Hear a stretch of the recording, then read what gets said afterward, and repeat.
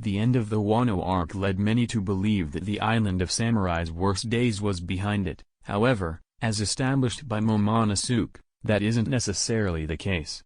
The shogun of Wano squares off with Marine Admiral Ryokaku after Kaido's defeat, and rather than accepting help from Yamato or other allies, he demands that he take on the threat by himself. Momonosuke is responsible for Wano's safety, making his impassioned refusal of outside help an endearing display of his commitment to do something for himself. Relying on friends is a part of life, but so is taking matters into one's own hands. The Marineford arc demonstrated conflict on a scale that has been achieved very few times in fiction, let alone anime. Even though the Paramount were centered around Fire Fist Ace, his brother, Monkey D. Luffy, managed to find himself at the center of events after disrupting the Whitebeard pirates' scheduled execution. Dracula Mihawk, one of the 7 warlords of the sea, acknowledged Luffy's magnetic personality during the ensuing battle, pointing out that Luffy's ability to rally those around him was perhaps the greatest talent of One Piece. Viewers may not be able to develop their haki or acquire devil fruit, but they can certainly strive to unite those around them. Even before the audience is introduced to any of the Straw Hat Pirates, they encounter Kobe, the lowly deckhand who has been captured by Alvida and her pirate crew. However, after Luffy demonstrates just how obtainable change can be by defeating Alvida, Kobe begins his journey as a Marine. Kobe was called to assist in the Battle of Marineford, and while there, he saw the carnage caused by the unyielding resolve of the warring parties. Each group was losing sight of the importance of life itself, so his desperate plea for Admiral Akainu to think about his soldiers was incredibly impactful for characters and fans alike. The inevitability of change is touched on several times in One Piece, and more often than not, the concept is presented as a rallying cry for those in pursuit of their lofty ambitions. One such case is Trafalgar de Law's defeat of Virgo, which spawns one of the coolest quotes in series history. Law, whose history with Virgo is as tragic as it is extensive, defeats Doflamingo's double agent by slicing through him, as well as the entire landscape they're surrounded by. This provides the perfect opportunity for the captain of the Heart Pirates to declare the unstoppable swell developing in the next generation and hype up all his fans in the process. The majority of the time, Nico Robin is one of One Piece's more subdued characters. As the sole survivor of the Ohara massacre, Robin was forced to live in the shadows, placing her own wants and needs secondary to those of the world around her.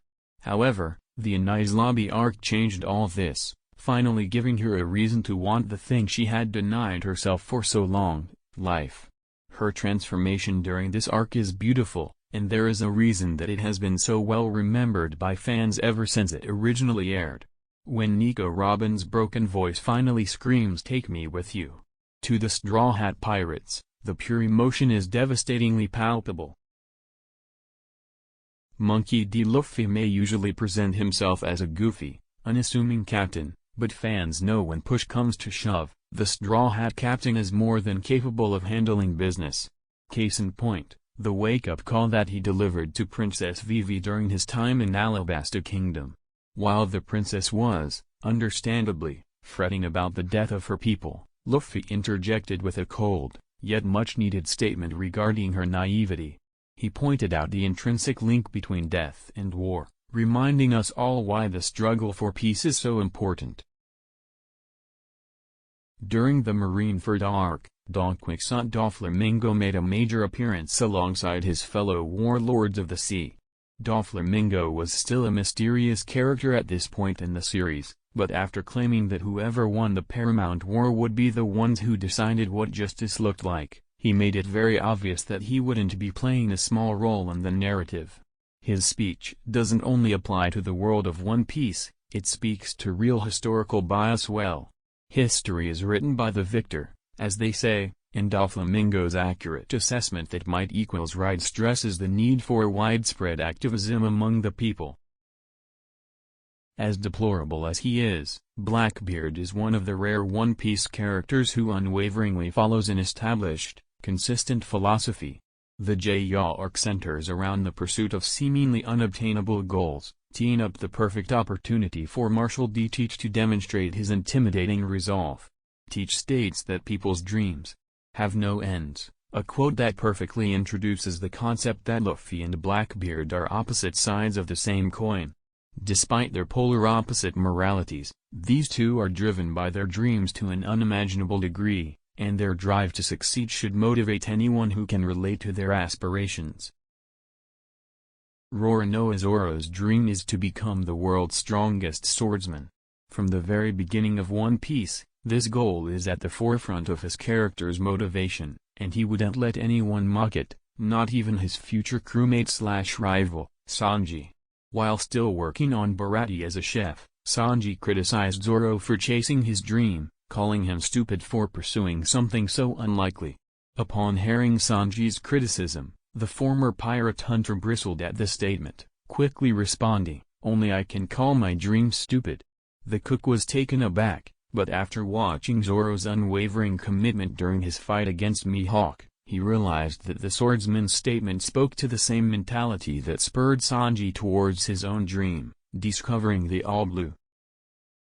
In all truthfulness, Blackbeard's entire presence during the J-Ya arc was impactful. He provided several of the greatest lines to grace One Piece, and the fact that they came from a completely random drunkard, or so everyone thought at the time, makes it even more striking. Blackbeard shrugged off the mockery being heaped upon him in Mocktown and acknowledged that there are fights not worth fighting in this world. Although he may not have had the best intentions when he said this, turning the other cheek and dismissing unwarranted criticism is a lesson that everyone could stand to learn. Dr. Hariluke's relationship with Chopper added so many layers to the reindeer's tragic backstory. The future member of the Straw Hat Pirates was taught the value of life by Hariluke, and regardless of his more eccentric habits/personality traits, the kooky doctor left a legacy on Drum Island that will last for generations after his passing. Before departing from this world due to his terminal illness, Dr. Hariluke delivered a speech so powerful it left the face of Dalton, as well as the fans, covered in tears. His impassioned argument that people survive until they are forgotten strikes straight to the core and establishes exactly how much One Piece cares about personal connections. Goldie Roger's legacy is larger than life, as it sparked the flames of revolution that will undoubtedly swallow the world of One Piece by the end of its narrative. However, as memorable as Roger's life was, the moments preceding his death spawned what could potentially be his most poignant quote of all time. During the solemn final meeting between the Pirate King and his right-hand man, Silver's Rayleigh, Roger addressed his impending demise. The greatest pirate of all time knew he was dying, but just like Dr. Hariluke, he also knew that he wouldn't be forgotten anytime soon. Freedom and dreams are the two concepts that comprise the largest role in the moral structure of One Piece's world. The series tends to elevate those concepts above all others, represented most plainly by their attachment to the titular treasure that defines the show. Whitebeard viewed piracy as the pursuit of freedom, so when death loomed near, he declared that the One Piece was real, assuring that a new generation of pirates would continue to dream about achieving this freedom. Whitebeard himself might not have pursued Laugh Tale, but this statement signaled his acknowledgement of its importance.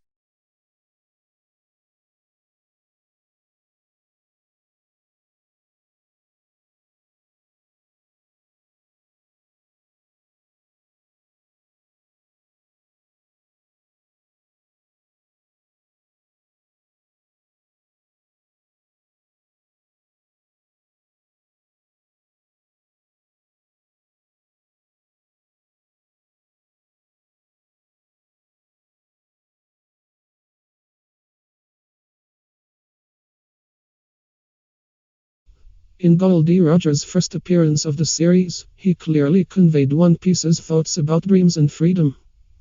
For people to pursue dreams, they need a motivator, and the One Piece is the biggest motivator. The treasure is synonymous with the pursuit of aspiration, and only through this sort of pursuit can one achieve greatness.